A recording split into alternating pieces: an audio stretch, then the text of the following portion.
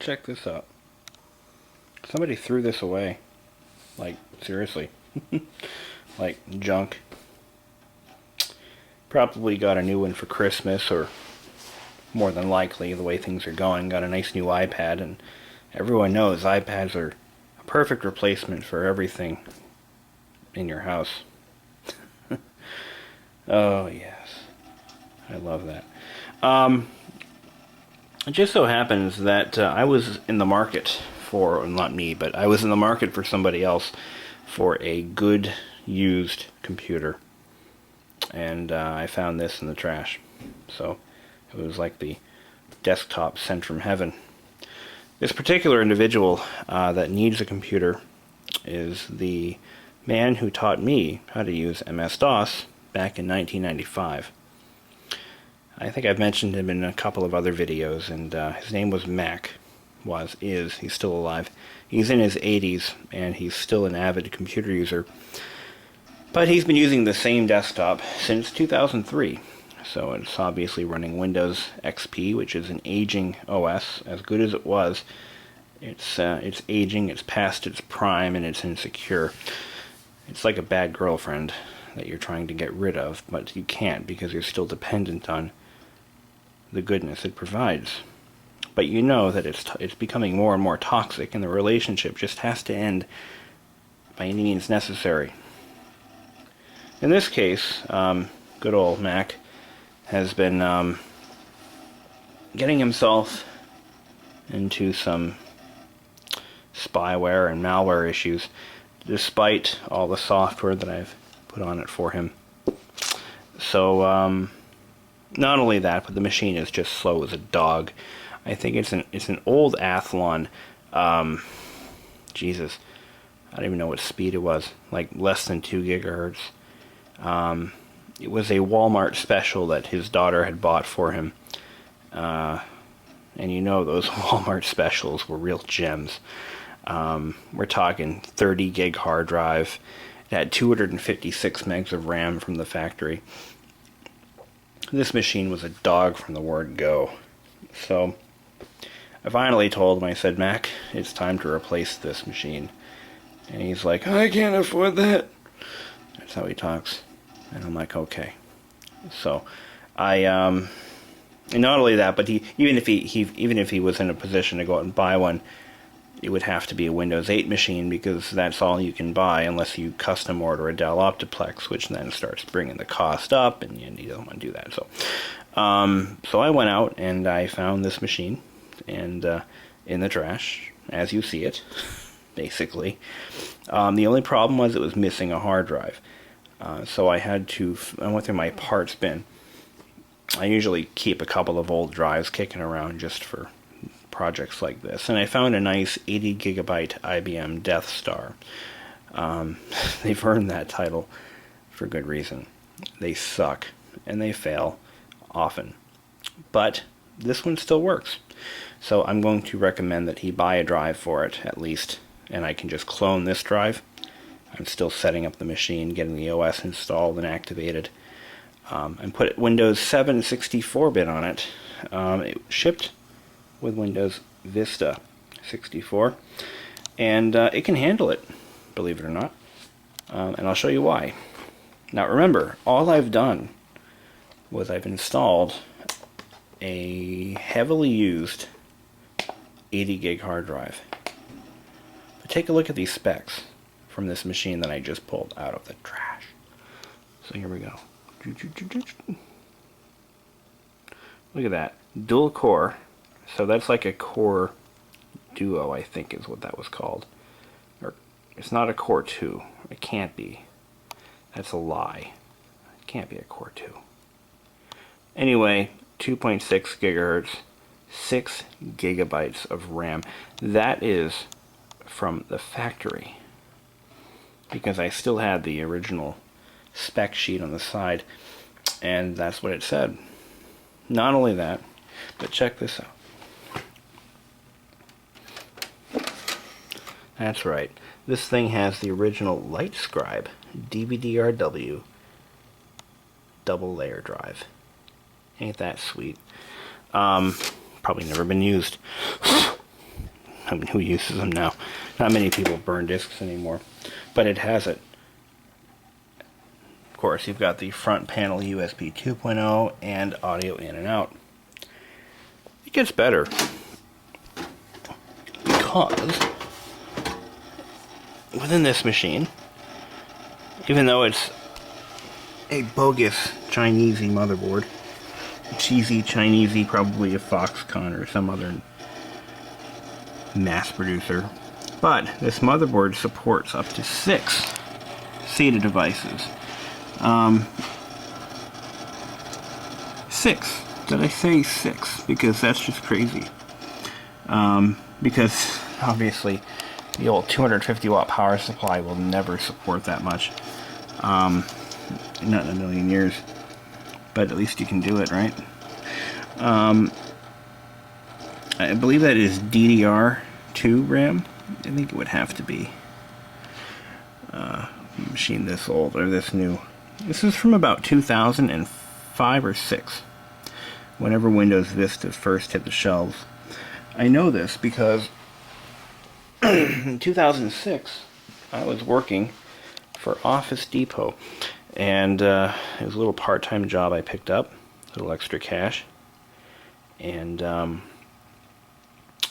remember when this particular case style was released, and when it was released they were coming with some crazy specs, even for the time period. Well, especially for the time period. Most of them that I saw were 64-bit machines.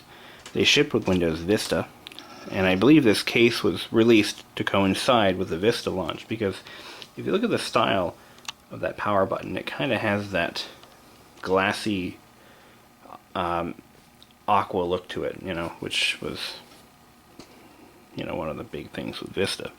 Everything was all glassy looking.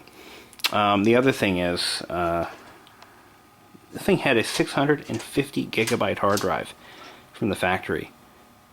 I mean, really, those weren't made very long, because after that, most hard drives fell into a major size category. You know, you had your 250 gig drives, you had your 160s, you had your 500s, and then there seemed to be like a jump from 500 to a terabyte. I don't see very many drives, very few drives in between 500 and 1 terabyte. But I know they exist. Either way, it was an oddball size. Now, on the back, we have, let's see, it looks like coaxial audio out. It still supports PS2. It has 4 USB and 1 FireWire, and that is a FireWire for 400. So, and then you've got your surround sound built in, which I don't see very many people setting those up anymore. And there's another feature that I found odd. It has a built-in modem. The wireless card I put in, but sadly I don't think it's supported in Windows 7, so it might just come right the hell out, and I'm going to have to figure out, well, actually the reason I put it in there is so that I could connect it to my wireless network and start doing system updates and installing software, but I've been resorting to tethering it to my MacBook, which works quite well. If you can imagine that. It really does. It works very well. But anyway, so I'm going to get this machine built up for him, and I'm going to suggest that he buy a hard drive for it. And when he does, I'm going to just clone the old drive to the new one. And he'll have a new machine, probably, I hate to say it, but probably for the rest of his computing life. I think that a machine like this, Windows 7, he could easily get another 5 years out of it. Possibly less. But he's in his 80s now. And I don't think he's really going to care much about computers in the next couple of years. So,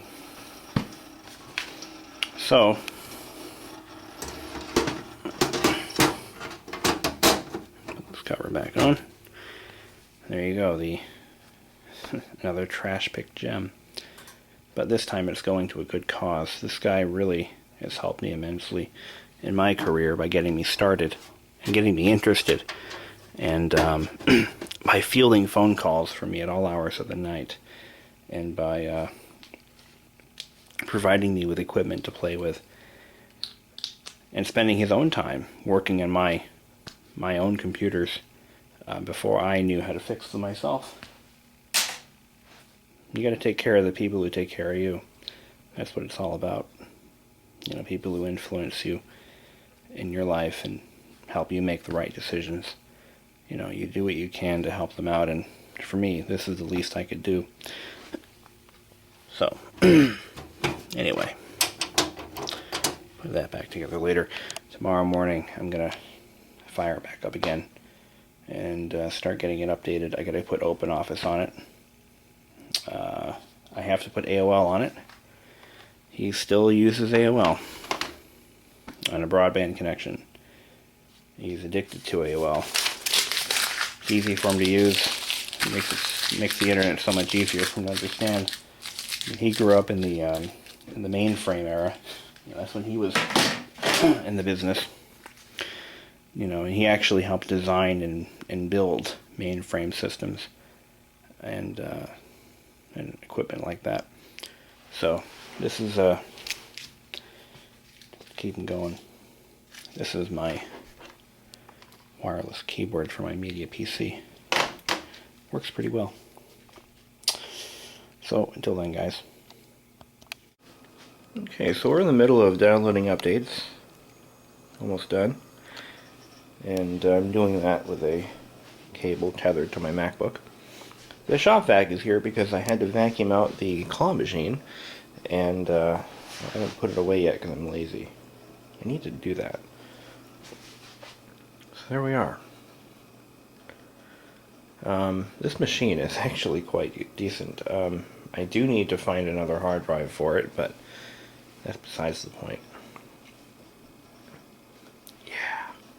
Oh, and definitely my my little 802.11b Netgear Linksys Wi-Fi card is not compatible with Windows 7. No surprises there. I don't imagine there are many of those cards still in use on newer machines like this, but or anyone's ever tried it. Oh look, the skiers are out there having fun, falling over, head over heels. Let's watch this guy. Let me try to stabilize the camera a little bit. I'm zoomed out quite a bit. It's a snowboarder. That's one of their snowboard attractions. That little thing sticking out of the ground. Let's see if there's any real skiers. Ah, here we go. Whoa, I can't keep the damn camera steady. It'd be a good time to use my tripod. Or not. Look at this guy, he's going down. Oh yeah, he knows what he's doing.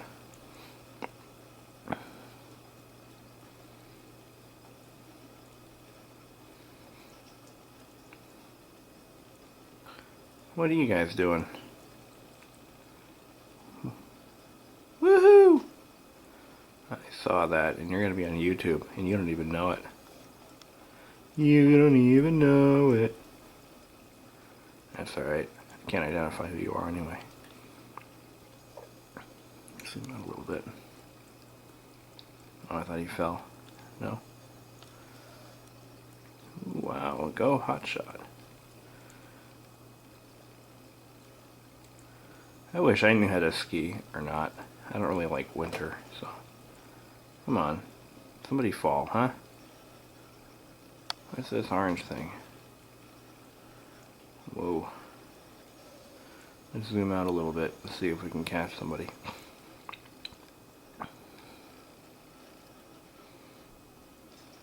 What else do you do when you wait for updates to install, right? Going up the hill in a chair. I paid $35 for the privilege. Anyway, what's going on over here? It's like the bunny hills. We're learning how to ski, yeah. Whoa, stop. Oh, what the, you see that?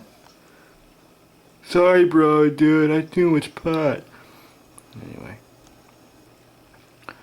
Let's see here.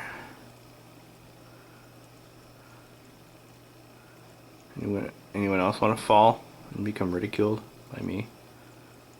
While you guys are actually doing something with your lives? And I'm waiting for updates to install? I guess not. Whoa,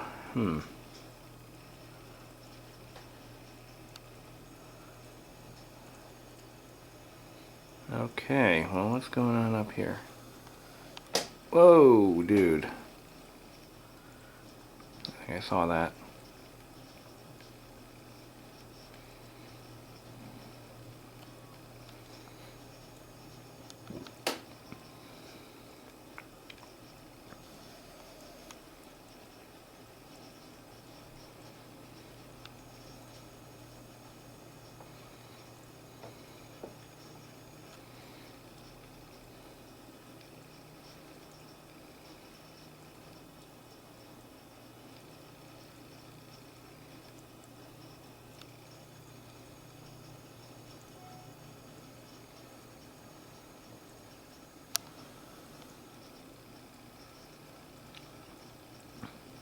This is actually the new, one of their newer hills. They just opened this up. They put in a high-speed lift. It is, in fact, is it that one? Yeah, it is this one. It goes all the way to the summit. And I actually have pictures of this little Honda sitting right next to that, where is it? That summit station. When it was disassembled, sitting on the ground last summer when they were putting it all together, it was still down on the ground, and I parked the scooter next to it for size comparison, and it was pretty cool because now you'll never ever ever be able to get that shot again. Obviously, it's way up on the top of a mountain. Anyway, well, that's it for now. I'm gonna finish my updates here. Oh, the stupid .NET updates, they take forever. I hate those.